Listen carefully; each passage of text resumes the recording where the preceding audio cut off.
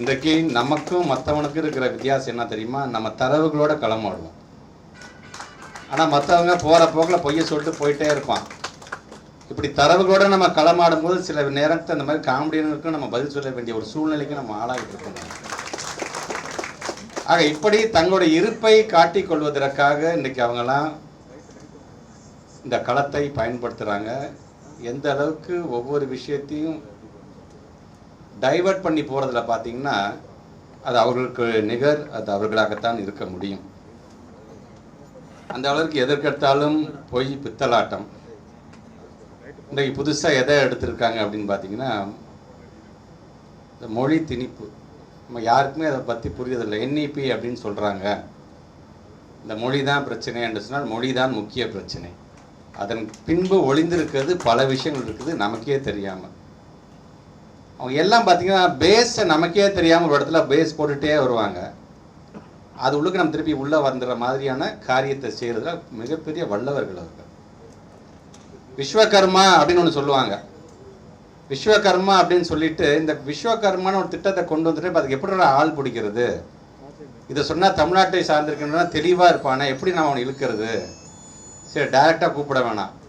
இந்த NEP 2020ங்கிற பேரில் 3ஆம் வகுப்பு 5ஆம் வகுப்பு 8ஆம் வகுப்பு இருக்குது. முதல்ல நம்ம பொது தேர்வு நடத்துவோம். 6ஆம் வகுப்புலேருந்து அந்த பிள்ளைகளுக்கெல்லாம் ஒகேஷ்னல் குரூப். நீ கார்பெண்டராக போன ஆசைப்படியா ராஜா? வா, கார்பெண்டருக்கு நிறைய இடம் இருக்குது, நான் கூட்டிகிட்டு போகிறேன். நீ ஒரு பெயிண்டராக வரணுமா ராஜா? வா ராஜா, நான் உனக்கு பெயிண்டிங் எப்படி நான் சொல்லித்தரேன், உனக்கு பெயிண்ட் அடிக்கலாம் நீ செவத்துக்கு. இப்படி நம்மளை டைவர்ட் பண்ணுறதுக்கு ஏன் 6ஆம் வகுப்புலேருந்து படிக்கிற பிள்ளைங்க ஒரு பெரிய அறிவாளியாக, ஒரு பெரிய விஞ்ஞானியாக, ஒரு அப்துல் கலாமாக வரக்கூடாதா? கார்பெண்டர் வீட்டு பிள்ளை கார்பெண்டராக தான் இருக்கணுமா அப்படின்னு நம்ம கேட்குறோம். பார்த்தீங்களா? அதை எதிர்த்து அவனுக்கு பதில் சொல்ல தெரியாது. நான் சொன்ன மாதிரி தரவுகள் இங்கே இருக்க, தம்பிங்க இங்கே இருக்க, நம்ம எல்லாத்துலேயும் தரவுகள் உண்டு. ஆக இதை எப்படி சுற்றி அடிக்கணும் அப்படின்னு பார்த்தீங்கன்னா டேரெக்டாக வரமாட்டான். ஒரு மறு வச்சுட்டு வருவான், நமக்கே தெரியாது. நம்ம சகோதரர் குமார் சொன்ன மாதிரி தான் நம்ம கூடயே இருப்பான். நம்ம யாருக்கும் எதிரி கிடையாது, எல்லாத்தையுமே நம்ம அரவணைக்கிறோம் தான், இல்லை என்று சொல்லவில்லை. ஆனால் நமக்கே தெரியாமல் அது எப்படி அது நியாயமாக போகும், அது எப்படி அப்படின்னு சொல்லி சொல்லி சொல்லி நம்மளை மழுங்கடிக்க பார்ப்பாங்க. ஸோ அதில் நம்ம எந்த அளவுக்கு நாம் தெளிவாக இருக்க வேண்டும். இந்த மொழிக் கொள்கைன்னு சொல்லும்போது கிட்டத்தட்ட 22 மொழிகள் இருக்குது. நம்ம இன்றைக்கி அஃபிஷியலாக நம்ம சொல்லிட்டு இருக்கோம் இல்லையா? அதை நீங்கள் நல்லா கூர்ந்து கவனிச்சு பாருங்களேன். 2 மொழிங்க ரொம்ப முக்கியத்துவம் கொடுப்பாங்க. சமஸ்கிருதத்திற்கும் இந்திக்கும் தான் அதிக முக்கியத்துவம் கொடுப்பாங்க. தமிழர் கலைஞர் அவர்கள் தான் சொல்லுவார், இந்த மொழின்னு வரும்போது தயவுசெய்து சாதாரணமாக நினச்சிடாதீங்க. பானைக்கு ஒரு பிரச்சனை என்று சொன்னால் பானை உள்ளே இருக்கிற பாலுக்கும் பிரச்சனை தான். ஆக தமிழுக்கு ஒரு பிரச்சனை என்று சொன்னால் தமிழனுக்கும் பிரச்சனை தான், முடிச்சுக்கோங்க என்று அவர் அடிக்கடி சொல்வார்.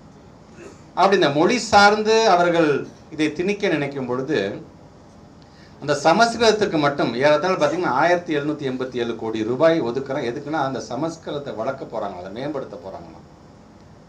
ஆனால் நம்முடைய கிளாசிக்கல் லாங்குவேஜ் நம்ம சொல்கிறோம் பார்த்தீங்களா, செம்மொழி அப்படின்னு சொல்கிறோம் பார்த்தீங்களா, அந்த மாதிரி இருக்கின்ற மொழிகள் எல்லா மொழிகளுக்கும் சேர்த்து 20 கோடி ஒதுக்குவாங்கன்னா அதில் தமிழுக்கு 6.4 கோடி ஒதுக்குவாங்களாம்.